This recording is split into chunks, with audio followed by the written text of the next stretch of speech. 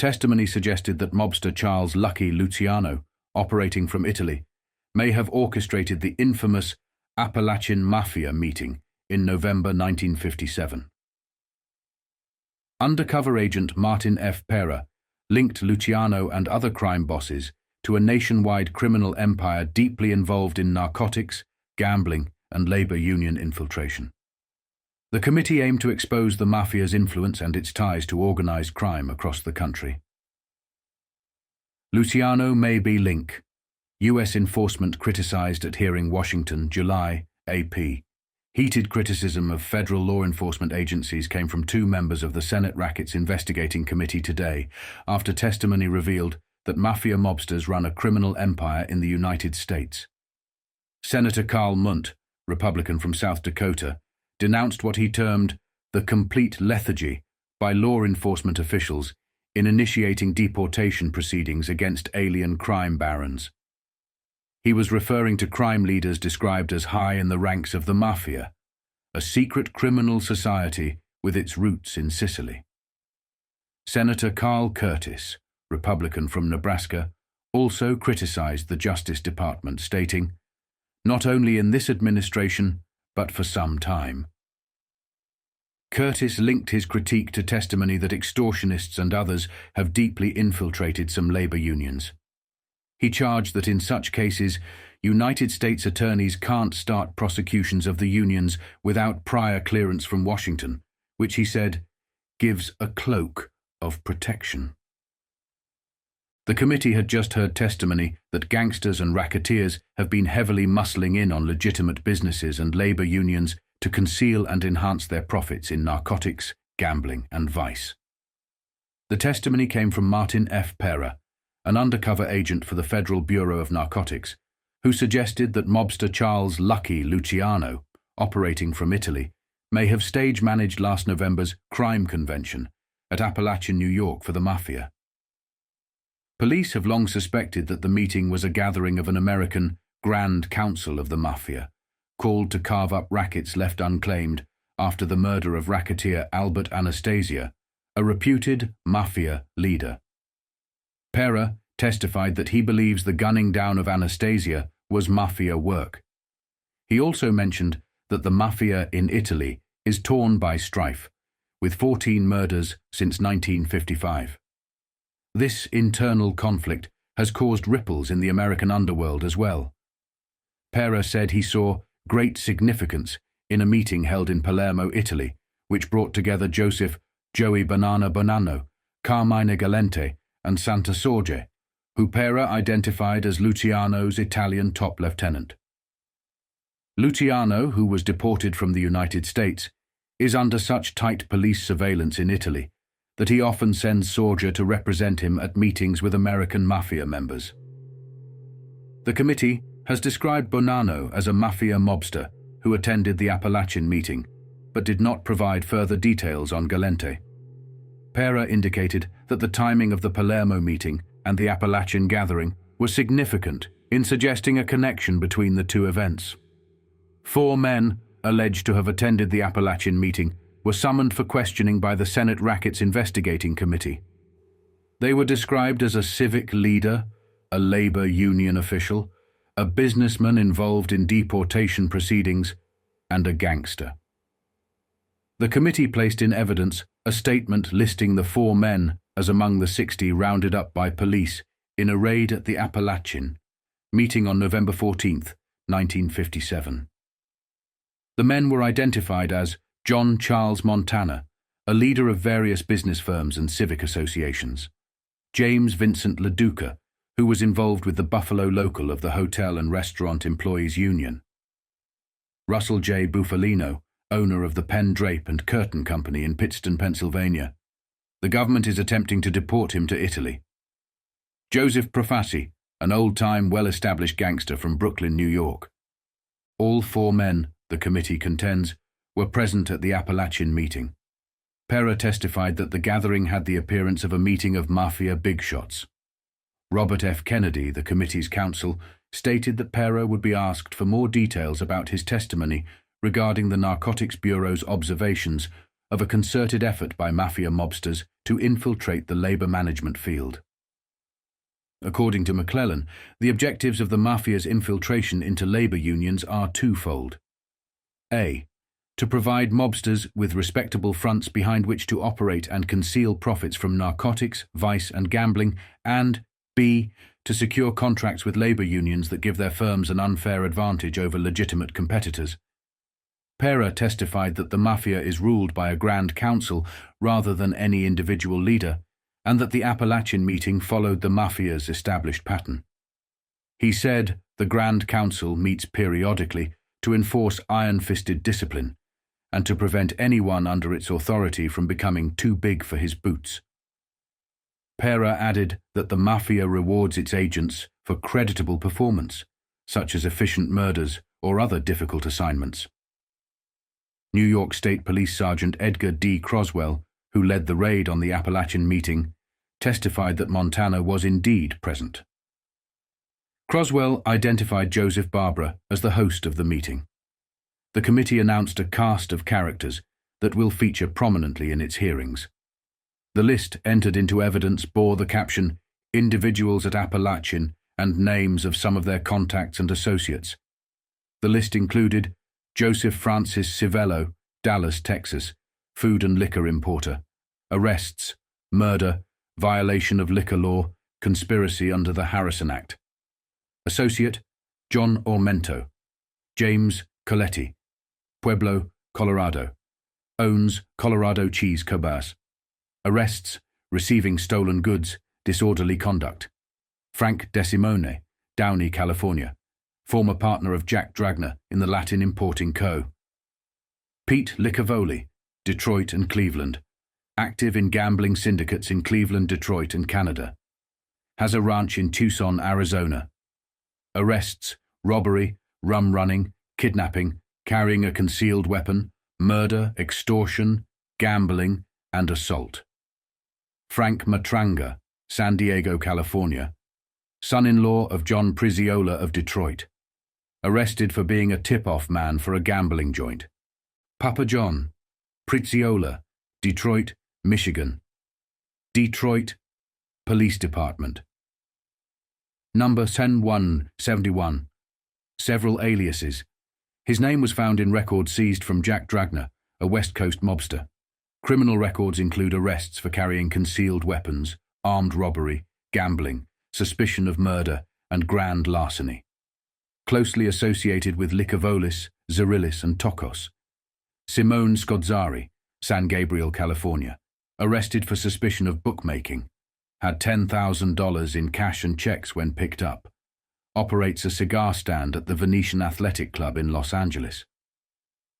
On July 2, 1958, in Casper, Wyoming, a report detailed the testimony of Joseph Profaci, one of the most powerful underworld figures in the United States, before the Senate Rackets Investigating Committee. Profaci, a Brooklyn crime boss, repeatedly invoked the Fifth Amendment, refusing to answer questions about his involvement in organized crime, including the infamous 1957 Apalachin Mafia meeting. Despite his silence, the committee, led by Robert F. Kennedy, linked him to leading gangster families in Michigan and revealed a history of arrests dating back to his time in Sicily. Profaci's evasiveness marked him as a key figure in the ongoing investigation into organized crime in America. Underworld figure balks at describing business, Washington, AP. Joseph Profaci of Brooklyn, described by the Senate Rackets Investigating Committee as one of the most powerful underworld figures in the United States, invoked the Fifth Amendment dozens of times before the committee on Wednesday.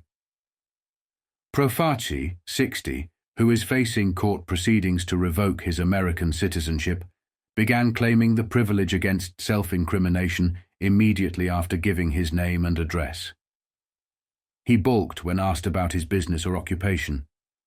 Profaci became the fourth of the 60 people who attended what has been described as a crime convention at Apalachin, New York, on November 14th, to refuse to answer questions about the gathering or their other activities.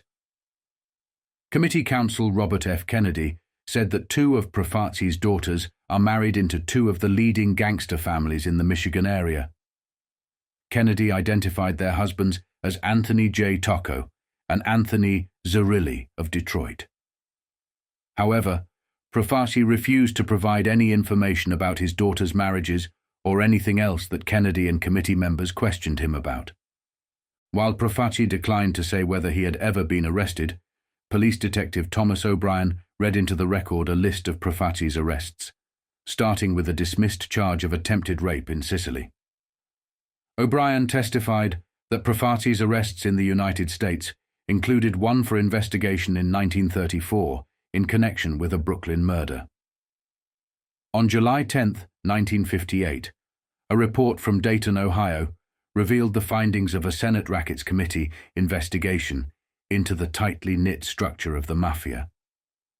A family tree chart, prepared by staff investigator George Martin, illustrated how many of the mafia members who attended the 1957 Apalachin Crime Convention were connected by blood or marriage.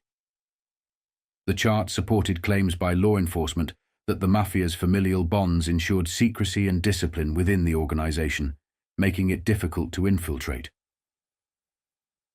Testimony from narcotics officials highlighted the mafia's deep-rooted connections and arranged marriages, which strengthened criminal alliances across the country. Ensures secrecy. Mafia, tightly knit unit, family tree chart shows. By Dick Kurt Jr., Washington, July 10th, AP. Ornered Goldfein's gift has not been the most important exhibit on Capitol Hill this week. That honor goes to a family tree chart prepared by the Senate Rackets Committee. Staff investigator George Martin prepared the chart for the committee's hearings last week into the operations of the Mafia, an international criminal society whose roots are in southern Italy. The first technical work came from Daniel P. Sullivan, operating director of the Miami, Florida Crime Commission. "This is one of the most valuable things done by this committee," the former FBI agent said. Martin's family tree chart covers only a 5-state area. One of these states is Ohio, but southern Ohio is not represented. Martin's chart shows that half of the delegates to the Gangland Convention at Apalachin, New York last November are related by blood or marriage. The chart backs up statements made by Federal Bureau of Narcotics officials, who have long contended that the modern-day mafia is a tightly disciplined group organized along the same pattern of family lines that characterized the original mafia of the 18th century in Sicily. Martin F. Pera, an agent with the Narcotics Bureau for 10 years, told the committee that a person doesn't join the mafia. He is born into it or marries into it. This structure makes for effective internal discipline, ensures secrecy, and provides an ideal network between cities, he said. He also said that marriages within the group are arranged to cement family alliances between leading gangsters in different parts of the country. Commissioner Harry J. Anslinger of the Bureau of Narcotics told the committee that these relationships are intertwined, forming a secret society that is difficult to penetrate. The committee's chart shows that all of the gangsters who succeeded the notorious Purple Gang are interrelated by blood or marriage, ensuring the continuation of unlawful activities. At the Apalachin raid, when local police were asked why none of the Detroit hoodlums were present, they knew they had mafia connections. The committee's chart provided the answer. The Detroit mobsters were represented at Apalachin by their relatives. The best example was Joe Profaci, the olive oil king of Brooklyn, who is regarded as an elder statesman of the mafia. 2 of his daughters are married to 2 of Detroit's leading gangsters, Anthony Tocco and Anthony Zerilli. Investigator Martin said that the people shown on the family relationship chart had arrest records. He gave this breakdown. Violations of firearms laws, 2B12, homicide, 97, bootlegging or violation of liquor tax laws, 86, violation of federal statutes such as the wage and hour law or OPA regulations, 52, kidnapping, 21, gambling, 112, extortion or blackmail, 39, larceny, 78, narcotics, 32, counterfeiting, 11, impersonating an officer, 1, This adds up to a total of 741 arrests, or slightly more than 10 arrests per person. Martin emphasized that this tightly knit mafia structure ensures secrecy and efficiency. By being born or married into the mafia, individuals become part of an unbreakable bond that spans across different cities, with internal alliances being strengthened through arranged marriages between mafia families. On July 21, 1958, a report from Harlingen, Texas, announced that Anthony Zerilli and Jack Tocco, both from Detroit, had been subpoenaed by the Senate Rackets Committee to testify regarding the operations of the Melrose Linen Company. Robert F. Kennedy, the committee's counsel, revealed that while neither Zerilli nor Tocco had police records, their familial ties to organized crime figures were of significant interest. Zerilli is the son of Joseph Zerilli, and Tocco is the son of Black Bill Tocco, both with criminal backgrounds. Additionally, Zerilli's wife Rosalie Profaci Zerilli is connected to the New York Mafia through her father, Joe Profaci. Rackets probe to dig into family group. Washington, UPI. Robert F. Kennedy, Senate Rackets Committee counsel, said Sunday that Anthony Zerilli and Jack Tocco have been subpoenaed to testify within the next 10 days. Kennedy said the two, both from Detroit, were subpoenaed to testify in connection with the operations of the Melrose Linen Company of Detroit. He revealed no further details. Neither Zerilli nor Tocco have police records. However, the committee has introduced a chart into evidence showing their family relationships. Zerilli is the son of Joseph Zerilli, whose sister is Rosalie Zerilli Tocco, the mother of Jack Tocco. Joseph Zerilli and Black Bill Tocco, Rosalie's husband and Jack Tocco's father, both have criminal records. Anthony Zerilli's wife, Rosalie Profaci Zerilli, has a connection to the New York Mafia. Her father is Joe Profaci, a New York importer who has invoked the Fifth Amendment and has been described by the committee as one of the most important underworld figures and a delegate to the Apalachin meeting of underworld leaders in New York. On December 1, 1958, a report from Detroit, Michigan, highlighted the upcoming Senate Rackets Investigating Committee hearings, which would focus on Detroit's notorious jukebox wars and the infiltration of organized crime into the coin machine industry. Among the key figures subpoenaed were former Prohibition-era mobsters, including William Bufalino and Angelo Melli, both linked to labor racketeering and the jukebox business. The hearings were expected to revisit a decade-old lawsuit and probe past extortion and conspiracy charges against Bufalino and others, shedding light on the deep-rooted gangster influence in Detroit's labor and vending industries. Bufalino and Melli get top billing in Rackets quiz, Jukebox Wars slated for airing in Capitol. By Ralph Nelson, Free Press staff writer, echoes of Detroit's once savage jukebox wars and a probe into gangster influence and infiltration in today's coin machine industry will take center stage Thursday in Washington before the Senate Rackets Investigating Committee. Among the 100 persons already subpoenaed, informed sources claimed late Sunday, are former big-time Detroit area mobsters. These figures are said to be Prohibition-era big shots who have maneuvered control of jukebox and coin machine operations for themselves or their relatives. The Detroit phase of the McClellan Committee investigation will open with an airing of a dusty lawsuit brought 12 years ago by the Bilvin Distributing Company against the Music Maintenance Workers Union, Local 23814, AFL. William K. Bufalino, who had figured in previous Senate hearings and labor racket investigations in Detroit, was the head of the now-defunct Bilvin Company. His lawsuit, which was settled out of court, was aimed at the organizing activities of Eugene C. Jimmy James, then the Secretary-Treasurer of the Union. James has since left Detroit. Shortly thereafter, Bufalino became head of Union Local 985, the jukebox branch of the Teamsters Union. James claimed at the time that his life was in danger and named a half-dozen Prohibition-era gang leaders as potential assailants. Bufalino, according to sources among Detroit police and attorneys, has been subpoenaed for the upcoming hearings. Others named as having been subpoenaed include Angelo Melli, a reputed gang boss of the 1920s, Sam Tocco, a relative of William Black Bill Tocco, another former gangster suspect, and Joe Zerilli, a former police character. The sources reported that Melli, who escaped a Senate subpoena during the investigation into Detroit's gangster-tinged laundry industry 3 months ago, was served for the new hearing last week while in St. John's Hospital. Melli had been hospitalized for a stomach ailment. Another development in the Senate investigation is expected to cover the circumstances leading to the trial 4 years ago of Bufalino and 5 others on extortion and conspiracy charges.